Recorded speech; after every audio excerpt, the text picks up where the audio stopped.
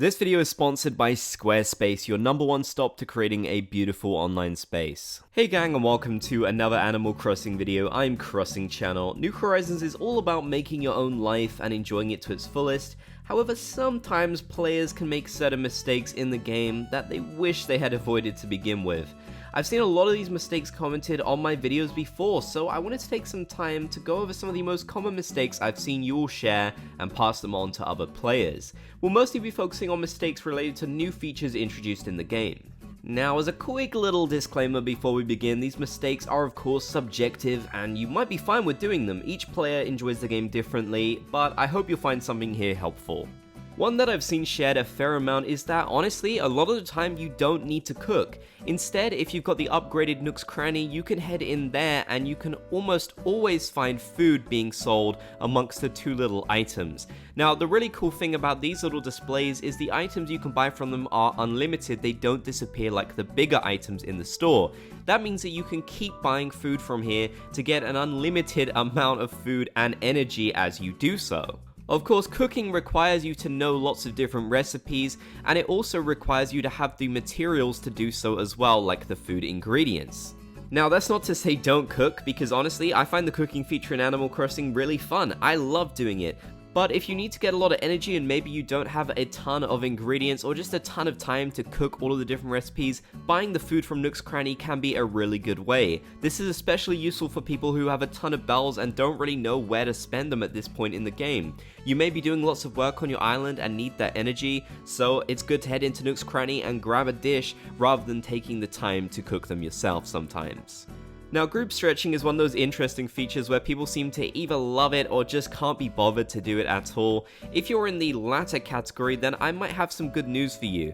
Now, a lot of people don't seem to have realized, judging by the comments I've seen, that you don't need to do anything in group stretching in order to get the rewards. Now, of course, you can get some pretty cool rewards from doing group stretching. For example, you can unlock some exclusive reactions that you can only get from this task. Not to mention, you'll also be mailed a bunch of different items related to group stretching as well, so it's definitely worth doing this feature, but I do understand that for some people it can feel a bit tedious and repetitive.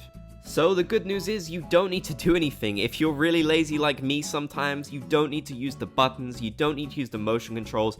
You can simply sit there idly and the game will still count it as you've taken part in the exercise. So this is a really lazy way of enjoying this feature, and I'm not saying once again that people shouldn't do group stretching. I think it'd be really fun. But if you're maybe feeling a little bit lazy, it could just be a good idea to just sit there and let it play so you can get those rewards, because you do need to do 50 days worth of stretches in order to get the reactions, which is no small number honestly. That can take a little while. It's important to remember that a lot of people have school and jobs, so they might not always have time to take part in group stretching, so this could be a simpler way of doing it. So this one could definitely be a very stressful mistake for a lot of people.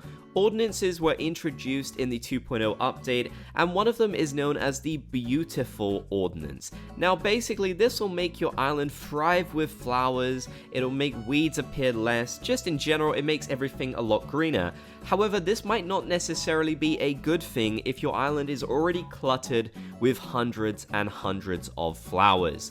This is a problem that I'm sure many of you know very, very well in Animal Crossing New Horizons. The flowers spread like wildfire. When it rains, you have so many new flowers popping up, and it doesn't always mean you're going to get hybrids. So if you've got the ordinance added in, it might mean you're getting so many flowers that you just simply can't control them, and your island becomes absolutely littered with them. That's why this ordinance might be a mistake for a lot of players who really don't want to go through the effort of having to dig up hundreds of flowers, because make no mistake, there's no simple way of getting rid of flowers on your island. It's not like the previous Animal Crossing games where you can just run them over and they'll die.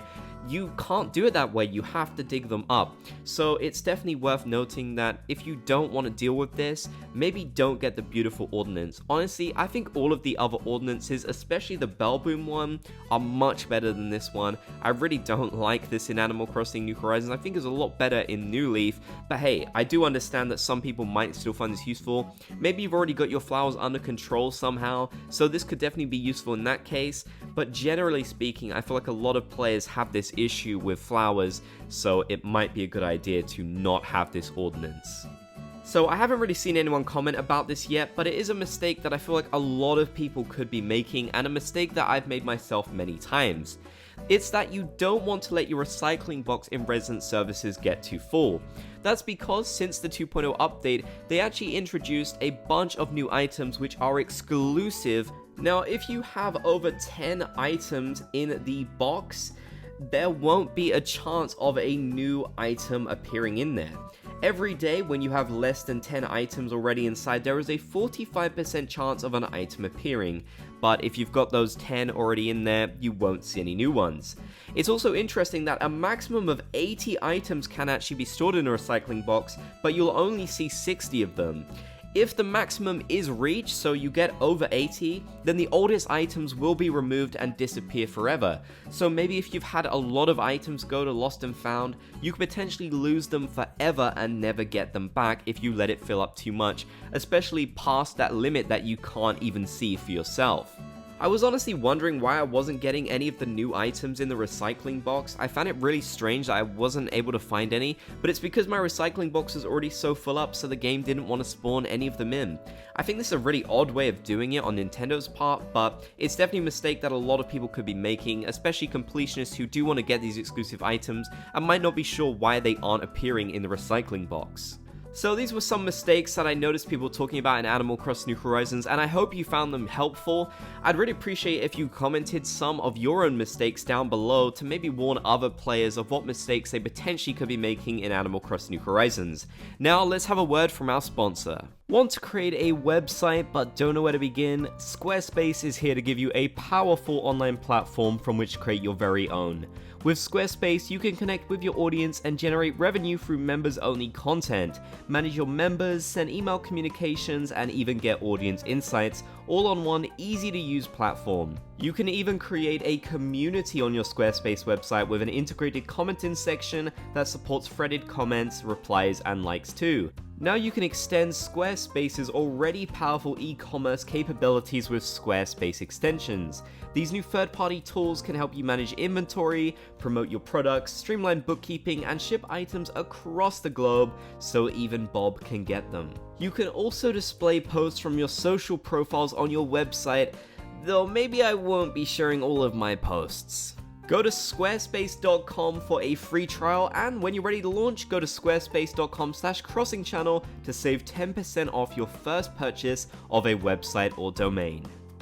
Well, I hope you enjoyed that video. If you did, be sure to leave a like to support the content. If you haven't already, be sure to subscribe and turn on channel notifications for more, and don't forget to comment Bob's Gang down below if you made it to the end. I want to give a big thanks to these channel members for their continued support of me and what I do here on this channel.